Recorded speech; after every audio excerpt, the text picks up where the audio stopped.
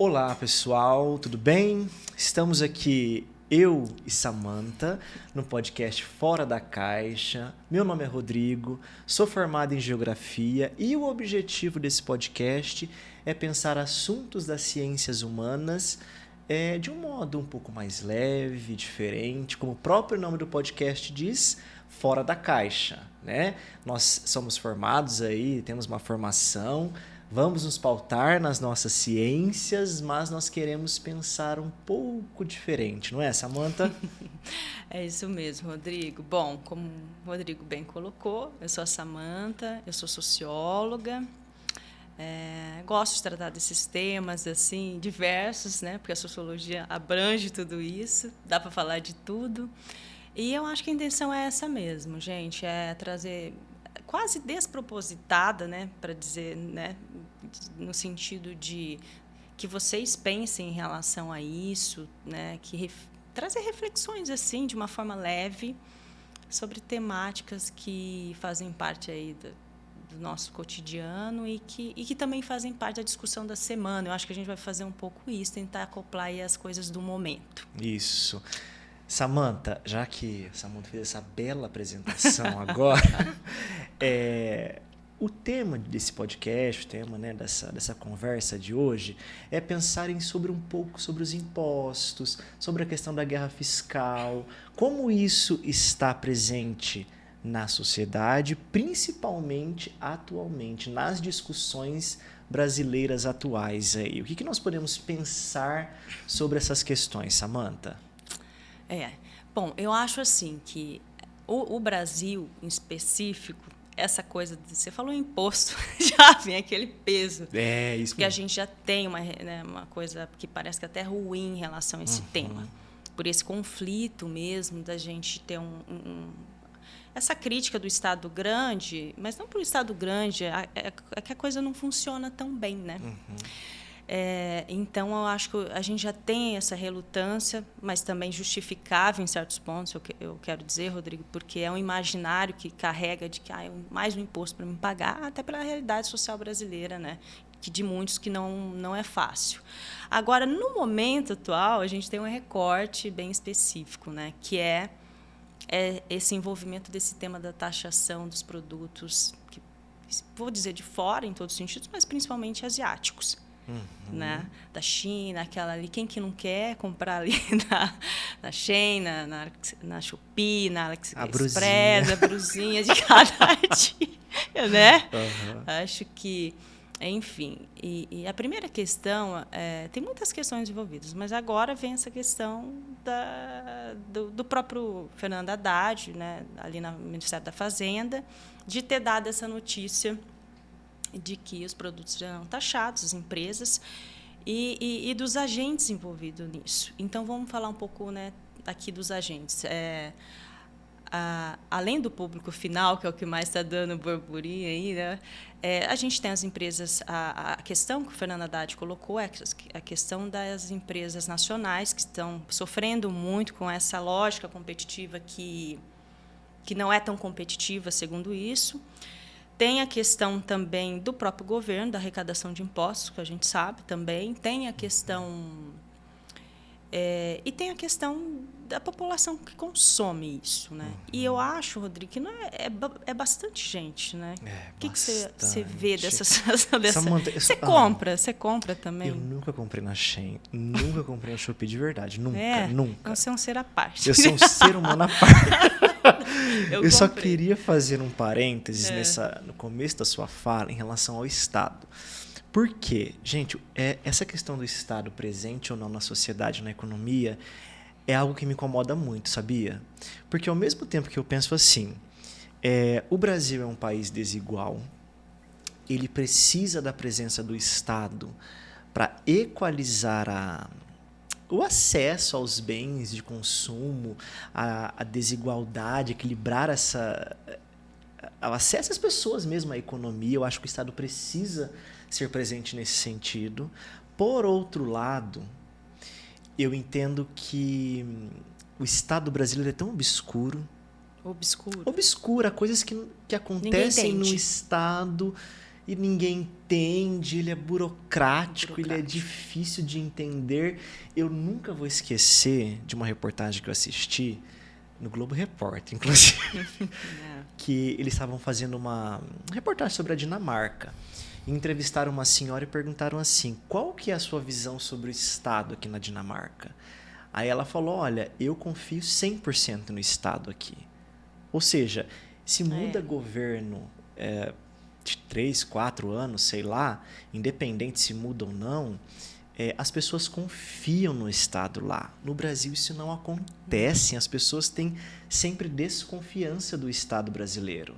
Então eu acho que isso me incomoda, sabe? Cara, por que nós temos um Estado que poderia ter uma estrutura muito eficiente, mas as pessoas têm receios? Quando nós pensamos em aumentar os impostos, todo mundo pensa, tenho certeza que você pensa, olha, por que vai aumentar imposto? Para onde vai esse dinheiro? Mais uma coisa para me pagar. Mais uma coisa para eu pagar. Quando eu penso, por exemplo, imposto de renda, cara, eu tô fazendo imposto de renda, eu olho e falo... É um caos, a burocracia, aquilo ali é a burocracia personificada. É a burocracia personificada. Vou dar meu exemplo. Eu tenho várias fontes de rendas, porque eu dou aula em lugares diferentes, presto serviço, então eu acabo tendo que pagar para a contabilidade. O IR. Eu falo, gente, para onde está esse dinheiro? É um dinheiro que eu poderia gastar com outra coisa. Porque se eu tivesse acesso à educação, eu tenho que pagar plano de saúde.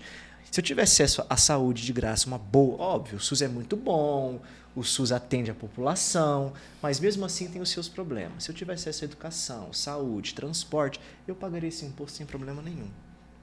E eu acho que é isso que acontece principalmente nos países nórdicos, Dinamarca, Noruega, etc., que tem essa visão do Estado que não é um problema. Sabe? Não é, nossa, o que eles estão fazendo com o meu dinheiro? Não, eu sei o que eles estão fazendo com o meu dinheiro. Então... A devolutiva vem. A devolutiva vem. Eu sei que eu estou pagando, mas eu sei que eu tenho um retorno. Sabe? Isso me incomoda, Samantha. Isso me...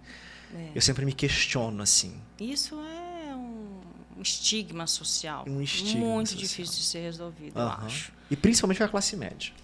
Na classe média, eu entendo que... É porque também tem essa coisa da distribuição de para quem fica os impostos, né? E toda essa discussão de quem vai taxar, quem não vai taxar as grandes fortunas ou não vai. Tem tudo isso. Isso daí tem pano para manga, assim, para falar. Mas essa questão das roupas em especial, eu acho interessante essa parte da sociologia do consumo, porque para quem vive no Brasil, acho que a gente tem que pensar também como consumidor. A gente vive ali no imediatismo. Porque o brasileiro não sobra, né? Não é aquela, sobrou tanto dinheiro para mim. Né? A vida é difícil, né? No trabalho. A inflação, nesse momento, né? As coisas estão pesadas. Né? É muita conta para pagar. Então, tem essa questão do consumo, às vezes a gente pode até achar é superficial, mas não é. Para aquela pessoa, a mercadoria em si, ela tem aquele poder, né? O fetiche. Porque você chega com uma roupa num lugar, você é tratado diferente. O Brasil ele tem essa dinâmica. Talvez outro país não tenha, mas o Brasil tem, né? Você tem um acesso, talvez você precisa de você precisa de uma câmera para começar o seu canal. Eu vou comprar num lugar mais barato, eu estou tentando uma oportunidade de vida, né?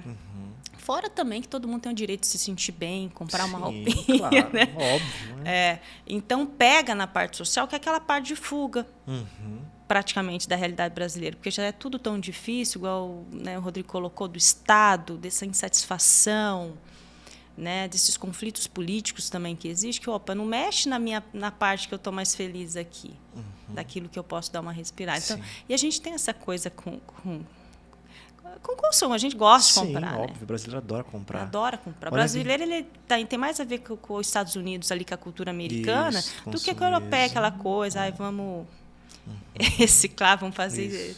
Né, com menos é mais. Não, o brasileiro ele gosta de consumir, ele teve essa captação cultural assim, até de uma ideologia mais americanizada, de que através dos utensílios eu sou uma pessoa, eu sou visto de uma maneira diferente na sociedade. E a gente sabe que é verdade também. Né? Sim, Samantha, é só olhar as datas comemorativas. Natal, Dia dos Pais, Dia das Mães. Gente, olha 25 de março, pega uma foto na internet da 25 de março, Natal. É uma loucura aquilo. Loucura. Né? Uma loucura, assim. Aí, já que eu tô entrando na parte da 25 de março, Samantha, a questão da legalidade e da ilegalidade dos produtos dentro do território brasileiro, Samantha. Porque, assim, como você disse, o brasileiro gosta de consumir. O brasileiro gosta de comprar. Só que se eu disse que o Brasil é um país desigual, é um país que nem todo mundo tem acesso ao capital, ao dinheiro, cara, muita gente com certeza vai comprar o falsificado. Porque a galera tem esse espírito de consumista. Vamos pensar na quantidade populacional mais uma vez. O Brasil é um grande mercado consumidor. Nós estamos hoje entre a 6ª maior população do mundo. Então as empresas elas olham para cá. Elas querem vender, elas querem que o brasileiro consuma. O brasileiro compra isso mesmo. Se vai ser um produto original, se vai ser um produto falsificado, não sei, mas a galera quer consumir. Né? Nesse sentido, o brasileiro vai embora, né, Samantha? E esse ponto é importante a gente falar, porque as noções, vamos falar da China, que é a grande questão, né? A China é a questão do momento, o país que está aí, você, né, na geografia, que está na beira de talvez, será que vai virar potência do mundo? Né? Para mim já é. Será que os Estados Unidos perdeu a hegemonia? Quem que é a China nesse lugar global, nesse momento econômico? Mas aquilo que a gente não vê que é interessante, que tem até pesquisas sociais sobre isso, até a Rosana Piano Machado, que é uma antropóloga, ela fala sobre essa questão da diferença daquilo que é pirataria, daquilo que é legal e ilegal. Essa concepção de legalidade e ilegal é brasileira. Eu estou falando no caso do Brasil, pode ser de outros países, mas vamos fazer esse recorte. Ela é brasileira. Por causa de tudo isso que nós falamos, né, no começo do podcast, que é do Estado, aquele Estado que cobra, que tudo taxa. Né? Então, isso foi interiorizado e é real de que tudo que não pague taxa é ilegal. Agora, a grande questão que é bem interessante também, que eu quero falar, é que a China ela tem outra construção, né, social e econômica, até porque ela deu um boom nos últimos, sei lá, depois de 60, 70 ali. Então, a gente tem aquela era lá do Mao Tse-tung imensa, né? E quando aquilo acaba, tem uma liderança, pelas décadas de 70, é o Xi Jinping, né? Aquele líder que ele vem com a total desconstrução daquilo que existia, né? Da República Comunista, e ele abre a China. Né? Para o mundo. Ele abre a China através das ZENs, acho que o Rodrigo pode contribuir com a gente com isso. E quando ele abre, vem o trabalho também informal, vem o trabalho que também a gente pode, num outro podcast, falar dessa crítica da realidade do trabalho. Trabalham demais, trabalho mal pago, enfim, mas a dinâmica deles. Mas a grande questão é que, para eles, não existe essa noção de pirataria. Essa noção de pirataria só existe para nós. Até, e digo mais, essa questão da cópia, para eles é até uma coisa positiva, porque é como se você pegasse algo de alguém que fez algo que deu certo, por que não eu copio e tento aprimorar? Nossa, que legal, né, pensar nisso assim. Então, essa guerra é nossa, não é deles. Claro, vai ser impactado por esses impostos, né? Mas a gente também. Sim. Então, tem essa noção e também tem uma coisa, a gente é do Paraná aqui, né, Rodrigo, dá para falar, tem uma coisa também que isso não é de hoje. Essa guerra fiscal ela acontece há muito tempo, porque se a gente pensar, a gente tem aqui Foz e a Ponte da Amizade. Né? A Ponte da Amizade. Ponte da Amizade, né? E o que aconteceu ali também? Foi um rompimento de Taiwan ali com a China, e que começou a exportar, fez um pacto com o Brasil. É assim que a Cidade Leste ali começa, essas mercadorias começam a vir, os imigrantes, né, se encontram ali, e aquilo é taxado também. Quem não conhece, assim, o Paraguai ali, né, vamos comprar bugiganga. Vamos no shopping China. Eu era criança, não sei você, mas fomos muito com meu pai, vamos comprar pneu para o carro, não tinha muito isso. E passava na fronteira perfume. Não é? Então, essa dinâmica, ela existe há muito tempo, sabe? Muito tempo, sim. Samantha, quando nós pensamos em China, eu queria falar uma coisa que acho que todo mundo pensa que a China aconteceu do dia para a noite. Ai, que frase né? ótima. Porque ainda mais utilizam. Em vários lugares nós vamos ver assim, o milagre chinês. Nossa, parece que uma entidade colocou a mão sobre o território chinês e eles começaram a crescer e a exportar para o mundo inteiro. Quando você vai olhar a história da China, cara, é uma história milenar. Desde a cultura, da economia, da organização do território. É óbvio que quando eles entram no século XXI, ali, saindo do século XX para o XXI, há uma reorganização territorial das leis que a Samantha disse. De modo bem superficial, eu vou explicar o que eles pensaram. A China hoje é um dos, para mim, já é uma das grandes, talvez a maior potência mundial hoje, dependendo do dado e da instituição que você for analisar os dados da China, ela já é a maior potência mundial hoje, econômica. A gente pode até falar sobre a questão cultural depois, tá? Ela é uma das maiores potências econômicas. O que aconteceu no território chinês? Eles queriam se modernizar.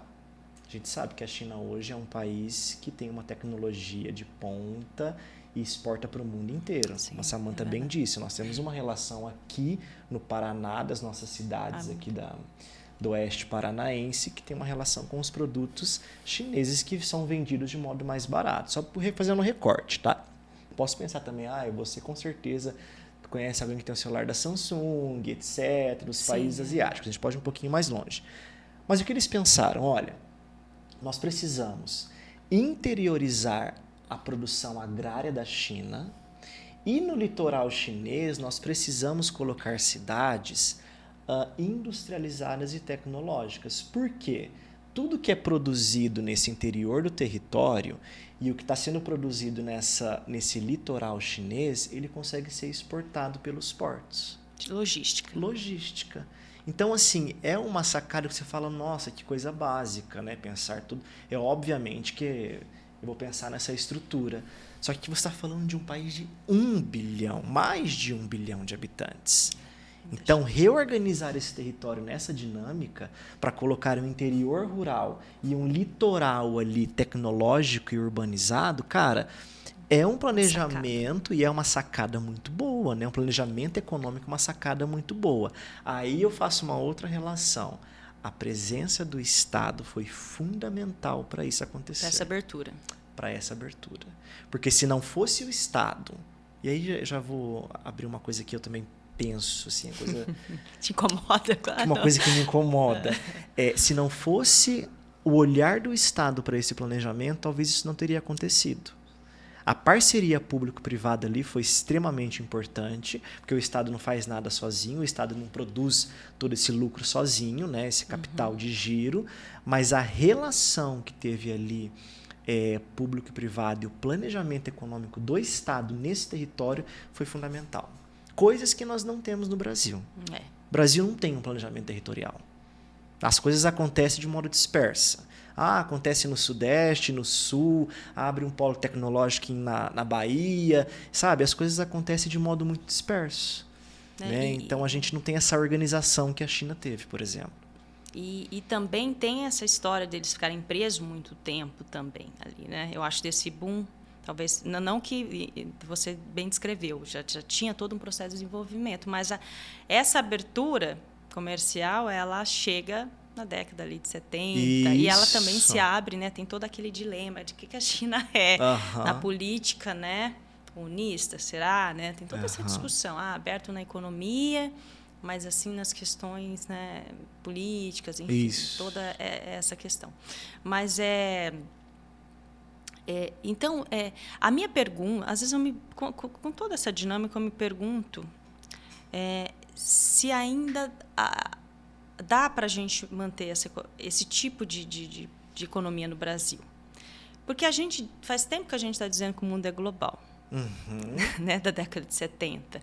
Então, se o mundo é global, até, né, a gente vai abrir, a gente vai segurar até que ponto? Né? Porque é global, acabamos de ir lá para a China, né? Muitas relações começaram a acontecer, então, é global, eu me aproveito disso, daquilo. Mas essa situação do peso do Estado nos impostos, ela não sai um pouco da gente também. Né? E por quê? Então, assim, tem tantos vieses essa discussão, mas eu penso assim, será que dá ainda para a gente ficar nessa? Ou será... Não é nem que dá. Tudo dá, né? Se dá errado, dá também. Né? Mas, assim, será que é o melhor caminho? Será que a gente vai fazer sempre esse percurso? E tem outra. O que de tão grande o Brasil vai conseguir fazer para realmente criar com que essas empresas brasileiras se tornem competitivas a ponto dessas empresas conseguirem fornecer isso que era fornecido até então para a população. Não tem isso também? Sim. Porque, assim, então vamos proteger, né? Ok. Você fala as empresas nacionais? As nacionais, porque a grande questão levantada né, pelo Ministério da Fazenda foi essa. A gente vai proteger as empresas brasileiras. Agora, ok, ótimo também, que é pesado. É uma competição desleal, né? Se você parar para ver. Sim. Né? Agora, a questão é, nós vamos isentar também alguns outros tributos das empresas? Vai gerar trabalho?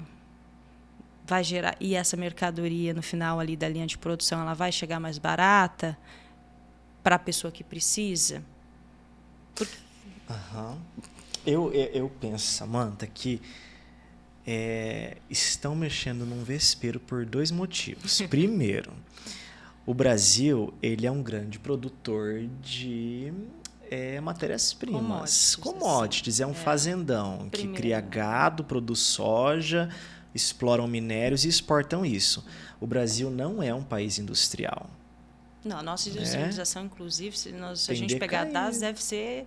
então o Brasil tem se desindustrializado nas últimas décadas. Então, preservar as empresas nacionais eu acho que é uma boa ideia.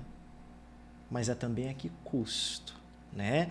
Nós estávamos conversando um dia, eu e a Samantha, falando dos subsídios que vão para o agronegócio e os subsídios que vão para a indústria. Gente, pesquisa na internet. O subsídio que vai para o agronegócio é muito maior do que o subsídio que vai para as indústrias. Como é que você vai industrializar um país? Como é que você vai preservar as empresas nacionais se você não subsidia essas empresas? Sabe, acho que aí está o ponto. Como é que você vai conseguir industrializar um país se você não dá ajuda? Aí eu volto a falar, é questão do Estado de novo. Por que a China conseguiu se modernizar? Por que a China conseguiu ficar tão tecnológica e exportar os produtos? Cara, teve um incentivo do Estado ali. E tem também essa questão que a China ali tem todas as empresas estão ali nas ENs, né? Empresas americanas. Então, ou seja, todo mundo fez esse processo. É uma dinâmica dessa questão ética, né, social, de que, olha, eles produzem a preço baixo, tal, mas quem precisa vai para lá. Quem precisa vai para lá, isso e mesmo. Esse produto volta para cá, que a gente sabe que essa dinâmica, né? Isso. Mas essa questão também eu também acho, Rodrigo, que é um processo de decisão do que vai ser a indústria brasileira. Vai ser porque nós estamos falando aqui de produção de mercadorias, de roupa, né? A gente não está falando daquele indústria naval, que teve uma época lá atrás, no governo Lula, que tinha aquele projeto de uma grande indústria naval, ou, não sei, aviação. Tem vários tipos de setores industriais que o Brasil tem que dar conta. Mas essa questão da manufatura, vamos colocar assim, daquela mercadoriazinha que está ali naquele 1,99 da portinha pequena, das várias cidades, se a gente olhar na relação microsocial, ela é outra dinâmica. E vamos ser bem sinceros também, fazendo uma crítica. Eu falei do vestuário. Né? Posso cortar você um pouquinho? Eu só queria fazer uma pergunta, porque eu sei... estudei. Isso, eu estou querendo chegar aí, porque eu sei que você estudou sobre o trabalho. Falar também um pouquinho sobre o trabalho, sabe? Qual que é o papel do trabalho nisso tudo? Porque, beleza, vai ter indústria, vai vender mais barato, vou isentar as empresas. E o trabalhador dentro disso, né? Como vai ficar? Se você conseguisse falar um pouquinho aí. É a função social do trabalho, né, também. Isso que eu queria de mercadorias. Bom, vamos tentar... Não sei se eu começo pelo final, mas assim, vamos começar pela questão dessa indústria da costura, por exemplo. Né? A indústria da costura é uma microindústria, é uma questão fragmentada. Hoje a gente pode dizer que ela é pulverizada também. Então, o que acontece? A gente tem grandes e médias empresas de costura nós temos em alguns lugares. A gente tem muito aqui no Paraná, no norte do Paraná, a gente tem focos ali em São Paulo de trabalho de costura, a gente tem também em Pernambuco, que também tem um grande centro de confecções lá. Até a parte das grandes e médias empresas organizadas, formalizadas, tudo bem. Só que a cadeia produtiva da costura ela não para na média, né? Ela não para nas médias empresas. E aí que entra a gente assumir também a realidade social do Brasil para a gente não ser um pouco, vamos dizer, até hipócritas assim, nessa discussão da China, do trabalho explorado. Porque o trabalho das facções, que a gente chama de costura, que são essas facções de casa, de fundo de quintal, que são esse problema boliviano que está há quanto tempo no Brasil, Rodrigo? Ali em São Paulo. De trabalho escravo mesmo, aquilo ali. Essas pessoas elas fazem parte desse trabalho da produção da nossa roupa. E não são de pequenas empresas, são de grandes marcas também, que às vezes aparecem denúncias. Até tem agora sai até livros de ética, assim, de quais empresas que produzem eticamente. Posso falar o nome de uma marca? Tem uma marca que todo mundo ama comprar, a Zara. A Zara tem várias isso todo mundo já sabe, eu acho. Não é nem fato novo. Né? Nem é fato novo, e cara, né? Se for pensar para a realidade da classe média.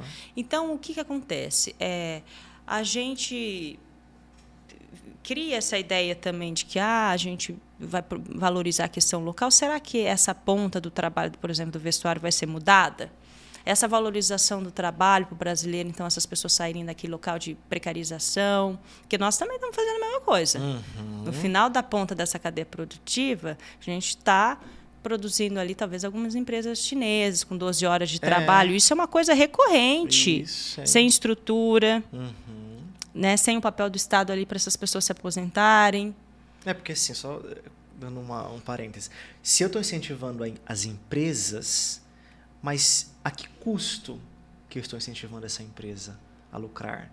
Né? Onde está o trabalhador, onde está o trabalho, a função social do trabalho dentro desse contexto? Né? Acho que é interessante exatamente pensar sobre isso. E a grande discussão é que talvez o Estado não está pensando nessa questão do trabalho. Isso é verdade. Nós não falamos do trabalho até agora. A gente falou de que precisa taxar, né? Cobrar impostos para proteger as empresas brasileiras. Até aí tudo bem, mas dentro da empresa tem os trabalhadores. Ninguém falou do trabalho. Como que vai ser feito esse trabalho? Como é que a gente vai produzir barato esses mesmos produtos? Com todos os impostos que já existem para as indústrias. Que já existem, que também tem questão de Estado, né, Rodrigo? Tem a questão de Estado, perfeito. Né, taxa mais, outra isenta. Mas, assim, perceber, a grande questão, acho, que a gente está querendo colocar, é que existe um trabalho precário no Brasil, não é pouco. Então, a gente também tem que parar para olhar um pouco a realidade local, né, brasileira, que é um país gigante, e ver que, bom, na costura a gente já tem esse problema claro de trabalho precário. Então, quanto está custando essa roupa barata no Brasil ali? Também está custando, vai no braço, vamos colocar assim, está custando barato para você porque tem trabalho escravo. Exatamente. Está custando baixo na China, talvez tenha, não sei. Então, a gente tem que saber do que nós vamos se distinguir para fazer isso valer a pena, na verdade. A discussão do começo, para fazer o brasileiro entender, opa, isso aconteceu e deu certo nisso, então vale a pena. Porque, caso contrário, nós vamos ficar na população praticamente assim irritada, para dizer o mínimo, se não for um projeto que beneficie também... beneficiar não é bem a palavra, mas que incentive o produtor local também, que não é só a média empresa, né? Sim. Vai ter esse nível de reclamação, porque vai dizer, pronto, taxou e agora nós estamos aqui sem nada. Um pouco nesse... Não sei se você concorda um pouco com essa ideia, né? Sim, não, concordo. E Samantha, você tocou no assunto, além dessa questão de trazer empresas internacionais para cá e incentivar as empresas nacionais, é a guerra fiscal entre os estados, né? Exato. Porque os estados, se o governo vai querer subsidiar as empresas, as indústrias, os estados também têm impostos. Existem impostos estaduais e aí começa uma outra E a questão da política, guerra. Rodrigo, né? Você deve ter uma visão, não, a questão da disputa política, Disputa eleitoral. política. É por isso que eu acho que assim, ó, lá no começo do pod, na hora que nós começamos a falar sobre Estado, eu acho que o papel dele eu acho que é fundamental. Porque se começa uma guerra fiscal novamente entre os estados, cara, não tem planejamento territorial nacional nenhum. Nós nunca vamos conseguir competir com uma China. Ah, tem empresa brasileira que é grande? Nossa, existe empresa brasileira que é grande, óbvio, que consegue concorrer com outras chinesas. Só que eu estou dizendo um projeto de nação, um projeto nacional, um projeto territorial. Isso não vai existir. Se eu deixar falar, ó, vai, as empresas que agora se virem e os estados que vão isentar os impostos aí. A guerra fiscal vai ser entre vocês. Então, acho que essa dinâmica nacional ela precisa ser muito bem pensada e elaborada. Desde o papel do cara que está lá na facção, da costura, até um projeto nacional. Não é algo só, vou trazer as empresas internacionais, incentivar as nacionais e beleza, não. Eu acho que a coisa vai muito mais além, sabe? E nós estamos vendo aí que a gente, nesses últimos anos, acabamos tendo um problema com a própria indústria automobilística, que era a única que exercia mais veementemente no Brasil, que chega ali na década de 1950 no ABC Paulista, a Willys, né? Não era nem Ford, a Willys, a Ford vai se instalando ali, e a gente vê que depois de... Né, agora, 3, 4 anos. 7 décadas aí, a gente tá... A Ford foi embora, né? Isso que já tinha se deslocado, a Ford ali para Bahia, para produzir mais barato. E não está conseguindo ficar também, né? Não conseguiram, então... Até porque essas empresas, essas grandes empresas, recebem subsídios em outros países. Eu posso estar muito enganado, tá? Mas, se eu não me engano, a Ford foi para a Argentina. Por mais que a Argentina foi, né? Está com vários problemas econômicos a Argentina, mas com certeza ela recebeu algum subsídio para ir. Cadê o Brasil nessa hora para falar, não, vamos negociar? Pô, quantos empregos que foram perdidos? Não, sem contar... Se a gente for entrar em tanto assunto, a questão do carro... Agora tem a questão do carro. O brasileiro não pode mais ter carro, né? Como se diz. Caríssimo. Né? Caríssimo, claro, tem a ver com a pandemia, né? Com a produção que parou, né? Então tem menos peça. Isso também está se regularizando, a gente também tem que ter essa compreensão, né? Apesar de que a gente não sabe como isso tem sido tratado, né? Porque as informações são poucas, assim, mas tem essa questão. Mas, assim, a questão também aquela história do preço final do produto. Nossa. Aquela coisa obscura, Rodrigo, que você falou. Um Onix de R$100 mil. Desde a bonequinha da criança lá, né? Do ovo de Páscoa, vamos pegar, né? Do ovo de Páscoa. Do ovo de Páscoa. Porque aquela coisa legal você ter falado no começo dessa coisa obscura, que eu acho que causa essa insegurança. E olha, o que está sendo cobrado? Se a gente pegar aquela mercadoria, de forma, né, e começar a destacar ali, né, a fazer os recortes de isso, eu pago isso disso, eu pago isso disso, eu pago isso disso, eu pago isso disso, eu pago isso disso. É a mesma conta do carro agora, né? Por que o carro está caro? Né? De toda essa questão da crise da indústria nacional, mas assim, da pandemia, mas tem mais coisa envolvida com isso também. Então, assim, não é só a questão da muamba, sabe? A questão da muamba é micro social. Sim. A outra é macro. Sim, só posso fazer uma pergunta? Só dar uma provocada na Samanta. Você acha que o Brasil cobra muitos impostos ou não? Eu acho que o Brasil cobra muitos impostos. Você acha que cobra muitos impostos? Eu acho que porque o Estado é caro. Eu reconheço como você, nossa, eu super reconheço a função social do Estado, porque é uma função que talvez só ele consiga realmente fazer. Sim. Né? Tem áreas a visão assim, geral. E outra, a função do Estado também é cobrir aquilo que ninguém quer, que a empresa privada não vai pagar aquele preço, porque a empresa privada, ela com toda certeza, ela quer tirar o lucro daquilo. Ninguém está fazendo filantropia ali. Você pode até ter terceiro setor ali, mas, né, papel dela. Então, o Estado ele vai ter que fazer essa parte da realidade comum ali das pessoas que não interessa, né, um local só privado. Sim. Só que eu acho que cobra demais. Porque a máquina, aquela história, a máquina pública é cara. Sim. A gente não sabe como resolver, porque quem está em cima não quer mudar. Não quer mudar. Né? E então fica um pouco essa troca de acusações de será que nós estamos fazendo melhor para o Brasil, na verdade, em termos dessa mercadoria? E eu penso muito nisso. A minha grande questão com essa questão da China é tocar na classe baixa, na classe média. que mais pesa para as pessoas, porque a gente não tem dimensão do quanto pesa. Sim. Você comprar sei lá, um brinquedo para uma criança.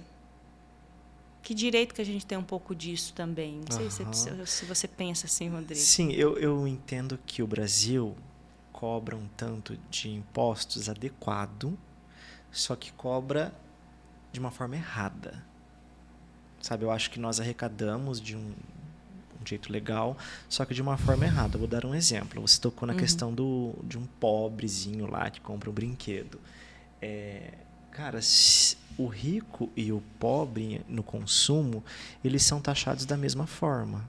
Ah, tá. Tem a questão também da discussão, né? Que todo mundo sabe que é a taxação. Todo mundo sabe uma coisa até boba. Por exemplo, um cara que tem um jatinho, um cara que tem um jet ski, ele não paga o imposto do jatinho, ele não paga o imposto do jet ski, etc. Então, eu acho que o jeito que é taxado é muito complicado. Não se taxa grandes fortunas, sabe? Todas essas questões de taxar a classe mais alta no Brasil é um problema ainda. Quem acaba sendo taxado? Principalmente a classe média. Tá pesado. Principalmente a classe média. Então, acho que nesse sentido o Brasil taxa muito errado. Vou falar mais uma vez. Se eu trouxesse um cara do direito tributário aqui, ele conseguiria discriminar com mais detalhes, né, Samantha, o que é taxado, por que não é taxado e etc. Nós temos mais uma visão aí realmente das ciências humanas, como que isso vai afetar a sociedade, como isso vai afetar o espaço, né, e etc. Mas eu acho que é isso. Essa visão equitativa tem que acontecer mesmo, né? Então você não pode ficar com essa forma desproporcional. Porque o que você taxa para a classe baixa pesa muito para ela, para a média, e para outra talvez pesaria, né? Até menos. E também a questão daquilo que a gente falou da eficiência do Estado. Isso. Acho que isso é mais... Para mim é um ponto... Né? Porque você pode fazer essa conta se o Brasil chegar nessa questão, que é uma questão que ninguém quer tocar nunca, que é uma questão de anos na realidade brasileira. Sim. Dessa questão taxar, né, quem ganha mais, como que vai ser feito isso.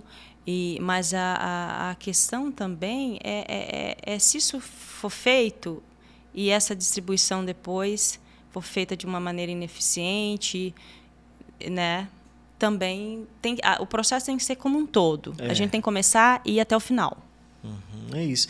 Mas acho que é isso, né, Samantha? É pensar aí o Estado brasileiro, pensar se o Brasil cobra muitos impostos, se não cobra, qual que é o efeito disso na economia, principalmente no nosso processo de industrialização. Eu acho que é fundamental. Se o Brasil não se industrializar e não se modernizar, nós vamos ficar para trás. Isso é óbvio.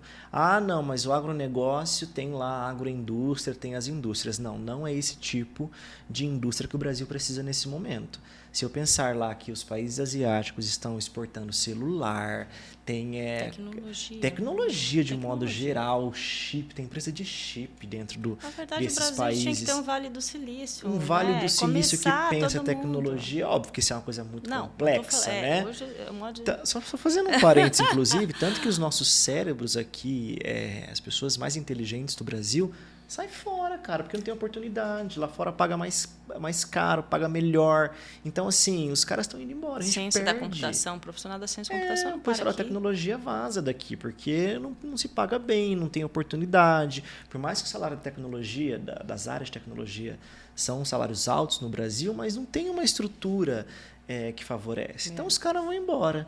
A gente pode pensar até nas universidades. Cara, a gente tem excelentes universidades aqui.